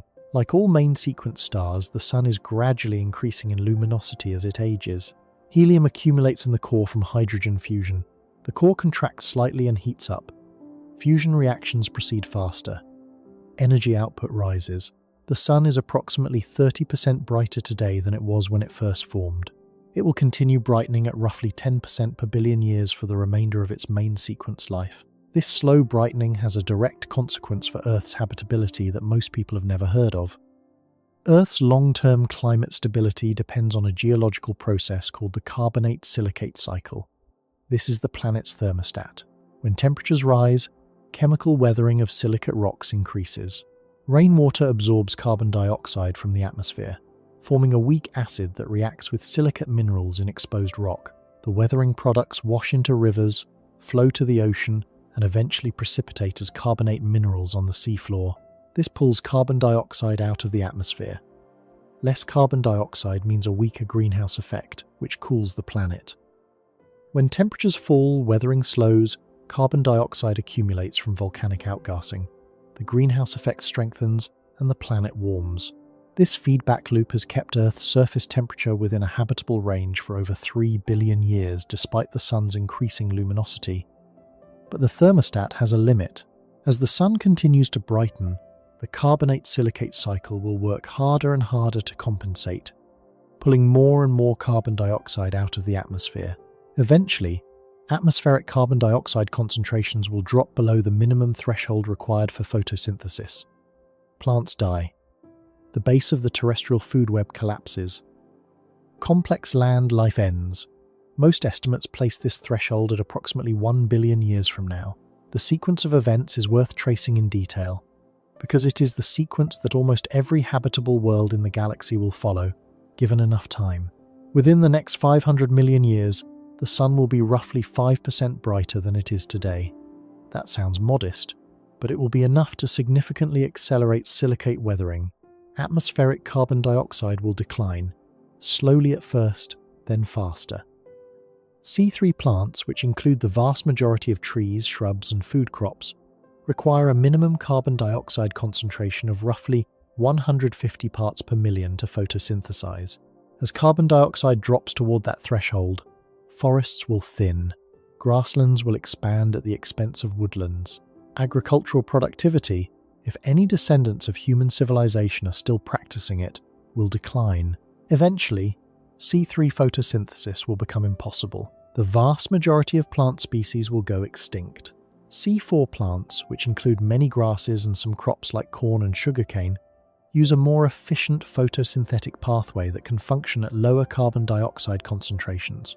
They will inherit the Earth after Cree plants are gone. A 2024 study published in the Planetary Science Journal by R.J. Graham and colleagues at the University of Chicago used an updated coupled model of climate, plant productivity, and silicate weathering to estimate that C4 plants could persist for an additional 600 to 800 million years beyond the C3 extinction. Under their most optimistic scenarios, complex plant life on Earth could survive for approximately 1.6 to 1.8 billion years from now. But even C4 plants have limits. As carbon dioxide continues to decline, eventually even their more efficient metabolism cannot function. When the last C4 plants die, the terrestrial food web collapses entirely. Herbivores starve, predators follow. Insects, birds, mammals, reptiles, every lineage that depends directly or indirectly on plant productivity will be gone. Complex land life ends. After the plants go, the oxygen cycle collapses. Atmospheric oxygen, no longer replenished by photosynthesis, is gradually consumed by oxidation of surface minerals and by residual biological and chemical processes. Within a few 100 million years after the end of plant life, oxygen levels drop below what multicellular animals can survive. After that, only microbial life persists. Single-celled organisms that can tolerate low oxygen or anaerobic environments. Those microbes may endure for another billion years or so, but the age of visible, complex, detectable life on Earth will be over. This intermediate state deserves attention, because it is not the dead Earth of science fiction. It is something stranger, and for the purposes of this argument, more important. It is a living world that looks dead from the outside. Picture Earth 1.2 billion years from now. The sun is brighter. The oceans are still present, but warmer, shallower, and slowly shrinking. The atmosphere contains less oxygen than today, perhaps only a few %. Not enough for any animal to breathe, but enough for some chemical signatures to persist in trace amounts. The land surface is barren. No trees, no grass, no visible life of any kind. The continents are expanses of bare rock and mineral dust, weathered by rain that still falls but feeds no rivers that anything complex could inhabit. From orbit, the planet would look like a warmer, wetter Mars, brownish continents, hazy skies, shallow seas that glint in the sunlight, but show none of the chlorophyll signatures that mark a biologically productive ocean today. But the planet is not dead. Beneath the surface of those diminished oceans, in hydrothermal vents and in rock fractures kilometers underground, microbial life persists. Archaea and bacteria, the ancient lineages that predated complex life by billions of years, continue their slow metabolisms in the dark. They draw energy from chemical reactions between water and rock. They cycle sulfur and iron and methane through ecosystems that have no connection to sunlight. These organisms are the descendants of lineages that have survived every extinction event in Earth's history. They are tough. They are adaptable. They will endure long after everything visible is gone. But here is what matters for the Fermi Paradox. This Earth, this living Earth with its microbial biosphere intact, would be virtually undetectable from another star system. A distant civilization pointing its telescopes at our solar system, 1.2 billion years from now, would see a rocky planet in the habitable zone of a brightening star. They might detect an atmosphere, they might measure its composition, but they would not find the oxygen-rich signature that currently marks Earth as a living world. Oxygen would be present only in trace amounts, indistinguishable from what abiotic photochemistry could produce. They would not detect methane in concentrations that imply biological production. They would not see the red edge of vegetation in the planet's reflected light, because there would be no vegetation. They would not pick up radio transmissions, because there would be no technology. Every biosignature that current and planned exoplanet surveys are designed to detect would be absent. Earth would be alive, and Earth would be invisible. This is the condition that the habitable window argument predicts for the vast majority of living worlds in the galaxy. Not dead worlds, not worlds where life never started, worlds where life exists but has never become complex enough to produce a detectable signal. Worlds populated by microbes that thrive in their quiet niches, cycling chemicals in the dark, completely unaware that the universe contains anything beyond their immediate environment. These worlds would pass every test for habitability. They would sit in the right orbital zone. They might even have liquid water and atmospheric chemistry that hints at interesting processes. But they would never show up in a search for intelligent life, because intelligence never had time to develop there. The distinction between a living world and a detectable world is the crux of the entire argument. The galaxy may be full of life. It may be absolutely teeming with microbial biospheres, billions of them, spread across every type of star system. But if the habitable windows on those worlds close before life has time to become complex, those biospheres will never produce anything we can see. They will never send a signal. They will never build a structure. They will never modify their atmospheres in ways that our telescopes can distinguish from geology. They will live and die in obscurity, and the galaxy will remain silent. This is what Earth's future looks like, and it is what the present probably looks like on billions of other worlds right now. Alive, but quiet. Inhabited, but invisible. The microbes are there, the complexity is not, and the window is closing. Eventually, even the microbes will lose their hold. Eventually, the sun's brightening will push Earth past the point where the carbonate-silicate cycle can function at all. Temperatures will rise unchecked. The oceans will begin to evaporate. Water vapor will accumulate in the upper atmosphere in increasing concentrations, creating a moist greenhouse effect that accelerates water loss. Ultraviolet radiation will dissociate water molecules in the stratosphere. Hydrogen will escape to space. Earth will gradually lose its water through the same mechanism that likely stripped Venus. The oceans will not boil overnight. It will take hundreds of millions of years. But the trajectory is irreversible. Once the moist greenhouse threshold is crossed, no natural process can restore the lost water.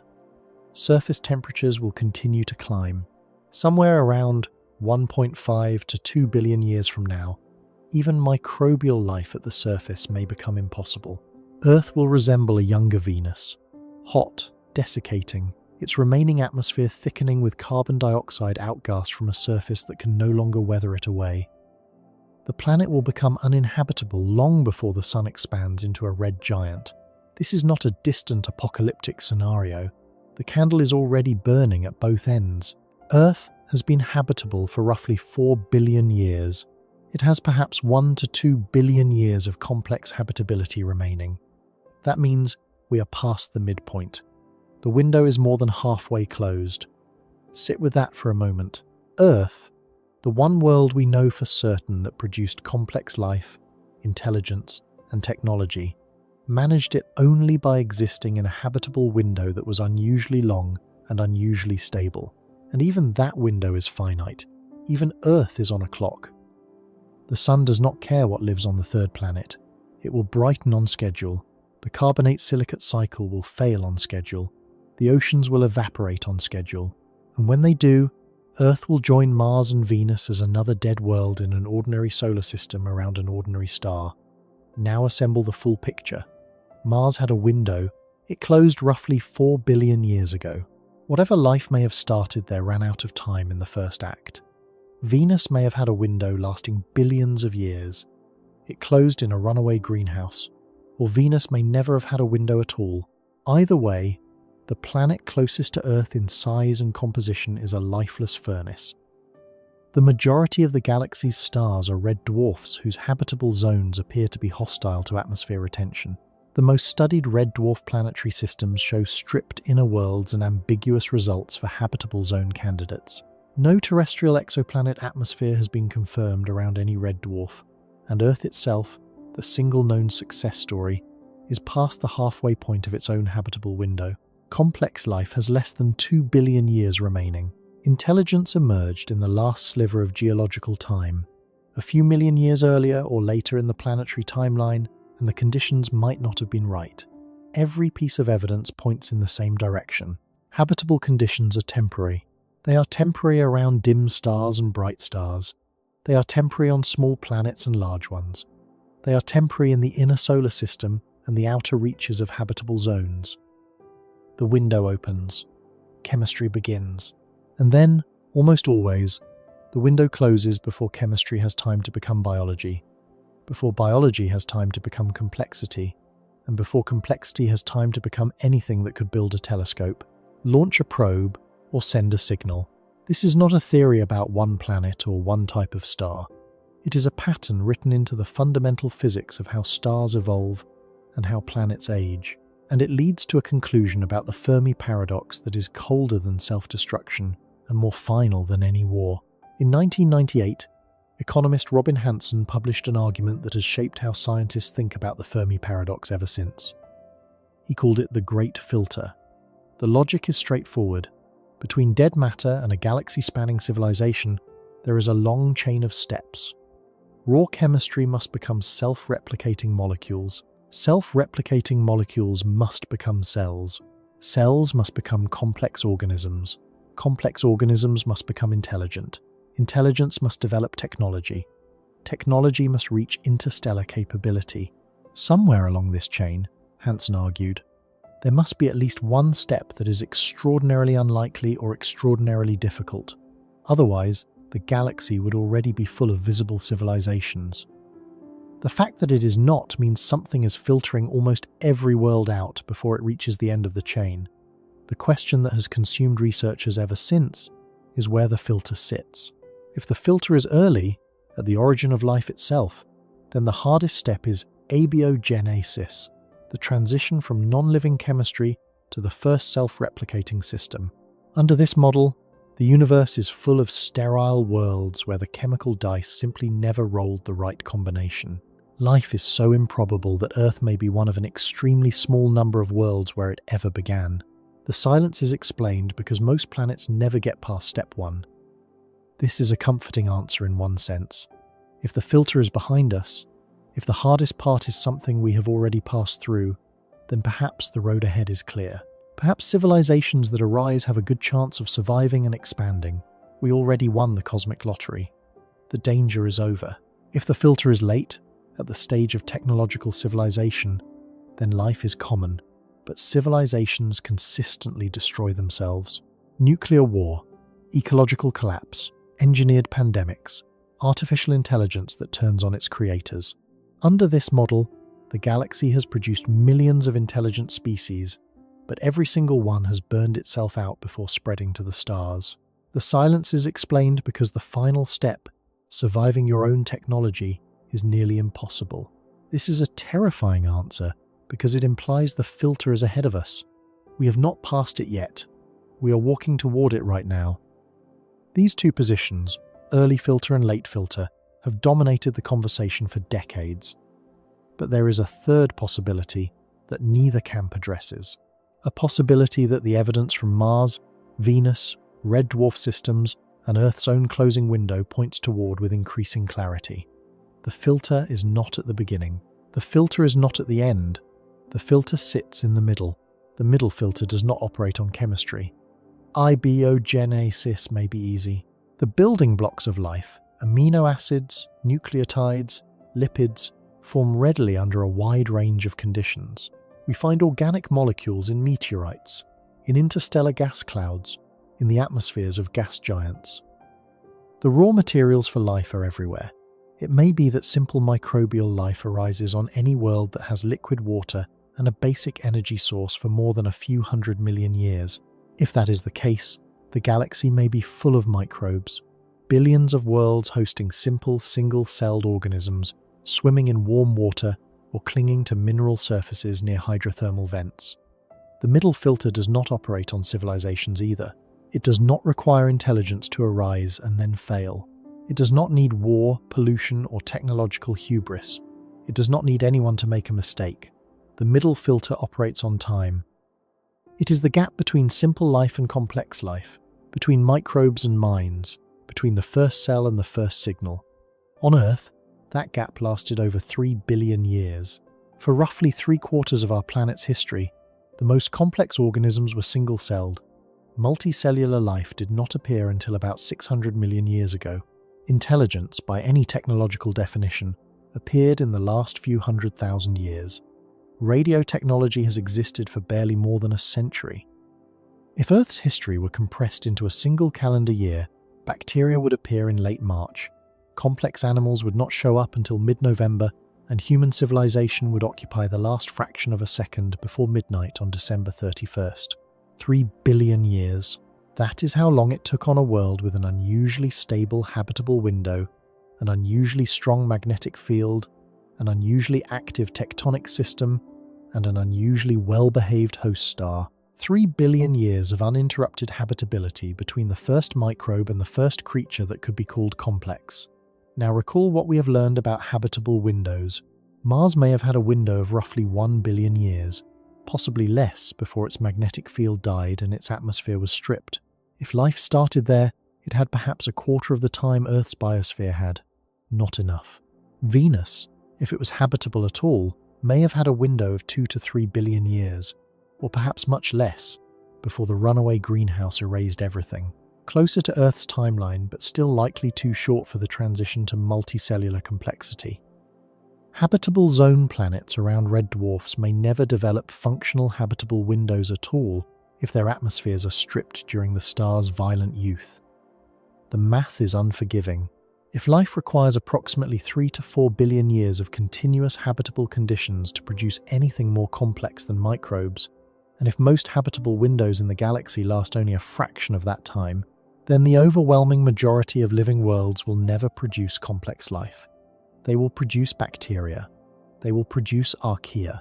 They will produce thriving microbial ecosystems that cycle nutrients, metabolize energy, and evolve within their single-celled constraints. And then the window will close, the magnetic field will fail, or the atmosphere will thin, or the star will brighten past the tipping point, or the climate system will destabilize, the microbes will die, the oceans will freeze or boil, and the planet will join the growing population of dead worlds that once had a chance. This reframes the Drake equation in a fundamental way. The equation's famous L variable has traditionally been interpreted as the lifetime of a communicating civilization. How long does a species with radio telescopes continue to broadcast before it falls silent? Optimists set L at millions of years. Pessimists set it at a few centuries. The self-destruction model lives and dies on the value of L. But what if L is the wrong variable to worry about? What if the more important constraint is not how long civilizations last, but how long habitable windows stay open? Call it W, the duration of a planet's habitable window. If W is shorter than the time required for complex life to evolve, then the planet will never produce a civilization at all, and L becomes irrelevant. It does not matter how long a civilization could survive if no civilization ever arises. The filter catches worlds before they reach the stage where L even applies. This reframe has a specific mathematical consequence. In the traditional Drake equation, you can increase the expected number of detectable civilizations by increasing L. Build more durable civilizations and the galaxy fills up. But under the W framework, increasing L does nothing if W is the binding constraint. You could have civilizations that last 1 billion years, but if the habitable window closes in 500 million, no civilization ever forms. The variable that dominates the equation is not the one at the end. It is the one in the middle, and unlike L, which depends on sociology and politics and choices that intelligent beings might make, W depends on astrophysics and geology. It depends on things no one can choose. The lifetime of a magnetic dynamo, the luminosity curve of a star, the cooling rate of a planetary core. These are not variables that any civilization can influence. They are fixed by the initial conditions of the system. The filter is not a test, it is a clock. Under this framework, the Fermi Paradox is not a question about civilizations. It is a question about planets. It is not asking why civilizations destroy themselves. It is asking why planets run out of time. And the answer is that running out of time is the default. Habitable conditions are not a steady state. They are a temporary deviation from equilibrium. The equilibrium state of a rocky planet is dead. No atmosphere, or a runaway atmosphere. No magnetic field. No liquid water. No life. Every habitable world is borrowing time against the inevitable processes that will return it to that baseline. Stars brighten, cores cool, atmospheres erode, climates destabilize. The only question is how long the borrowed time lasts, and whether anything interesting evolves before the loan comes due.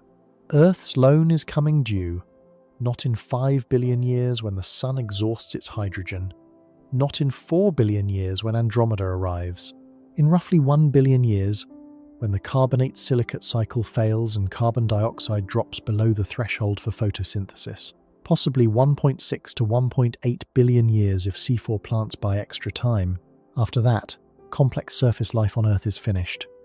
The habitable window that produced intelligence, radio telescopes, and spacecraft will have closed. If another species visits Earth 2 billion years from now, they will find a hot, desiccating world with a thickening atmosphere and no detectable biology above the microbial level. They will see what Venus looks like today and what Mars endured 4 billion years ago. They will catalogue another dead world and move on. Earth is not exempt from the pattern. Earth is the pattern. We are simply living inside the window, looking out, unable to see the frame. Consider what this means for the galaxy as a whole. There are billions of rocky planets in habitable zones across the Milky Way. Many of them almost certainly have or have had liquid water. Many of them almost certainly have or have had microbial life. But the fraction that kept their windows open long enough for that microbial life to become complex, visible, detectable, is vanishingly small, not zero. Earth proves it is not zero, but Earth also shows us how narrow the margin is. It took over 3 billion years to get from microbes to animals. Intelligence emerged in the last eye blink of geological time. If Earth's habitable window had been even 20 or 30% shorter, complex life might never have appeared. If the sun had brightened slightly faster, if the magnetic field had weakened slightly sooner, if tectonic activity had slowed a few 100 million years earlier, the window would have closed on a world still populated by nothing more than bacteria. Earth would have been another dead world, not because life is rare, but because time is short. This is the structural difference between the middle filter and the other models. An early filter says life is hard to start. A late filter says civilizations are hard to sustain. The middle filter says the bridge between simple life and complex life is too long for most worlds to cross. The bridge exists. The blueprints are there. Evolution is capable of building it. But the river keeps washing it out before anyone can walk across. And the river is not random catastrophe. It is not asteroid impacts or gamma-ray bursts or supervolcanoes, although those can certainly shorten a window further. The river is the ordinary, predictable evolution of stars and planets. It is physics doing what physics does on timescales measured in billions of years. No external disaster is required. The habitable window closes on its own, on schedule, as a natural consequence of the system that opened it in the first place. This is what makes the middle filter more disturbing than self-destruction.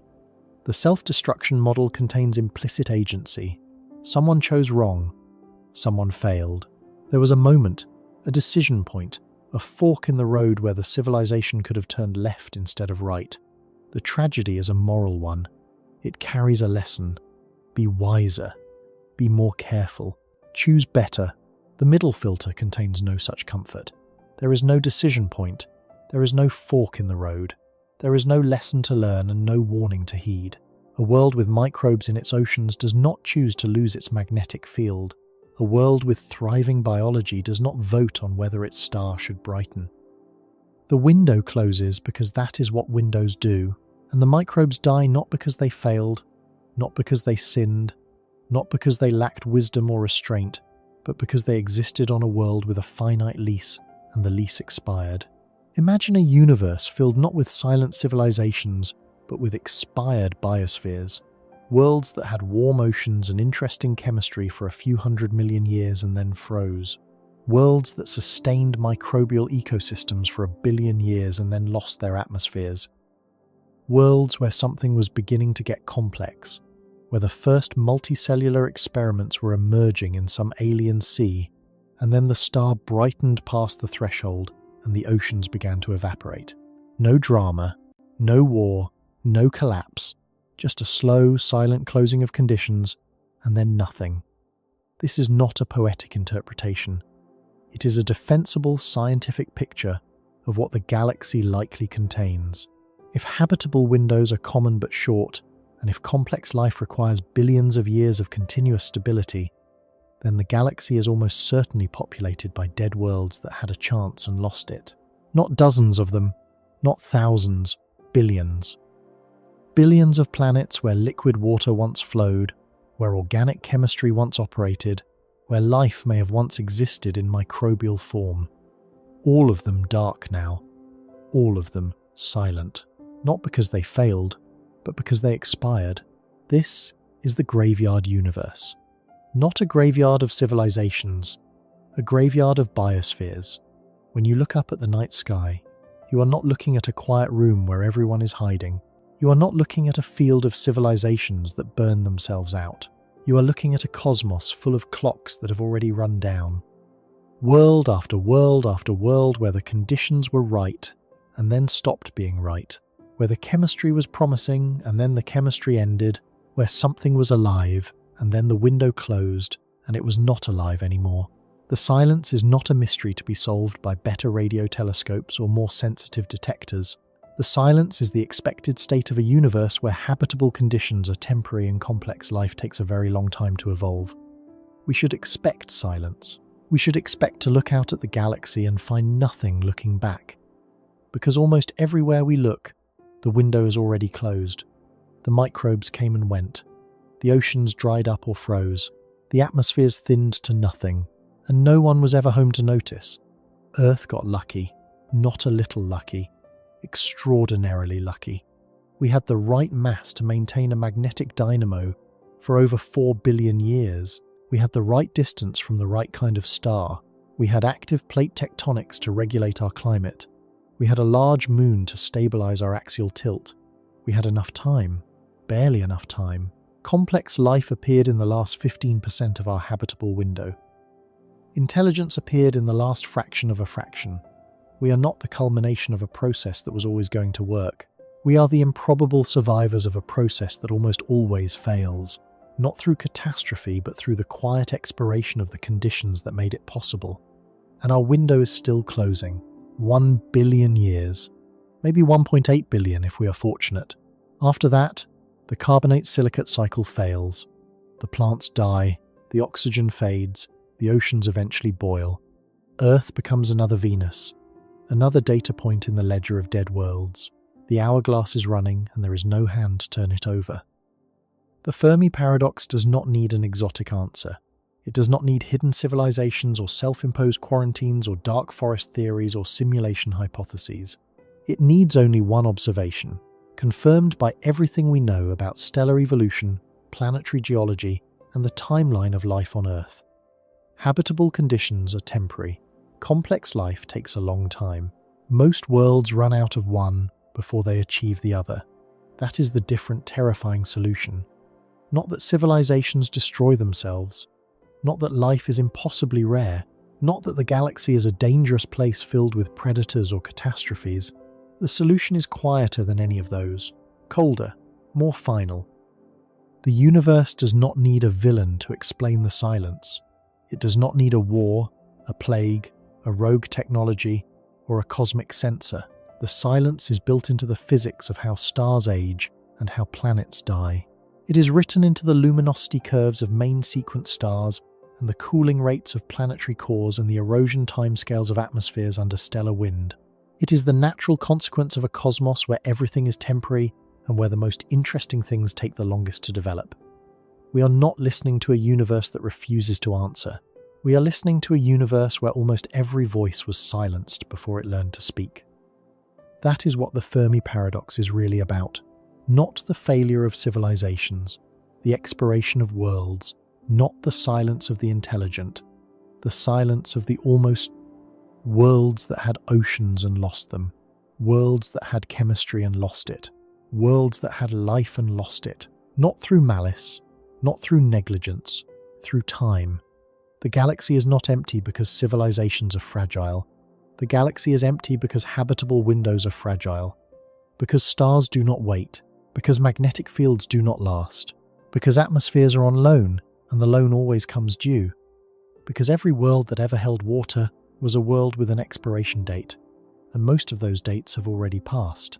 When you look up at the stars tonight, you are looking at a graveyard, not of fallen empires, not of worlds that chose poorly, a graveyard of worlds that simply ran out of time, worlds where oceans once glittered under alien suns, worlds where chemistry once hummed with possibility, worlds that had everything they needed except enough time.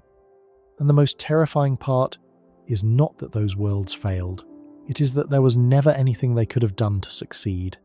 The window opens, the window closes, and in between, if you are extraordinarily lucky, something has time to look up at the stars and wonder why it is so quiet.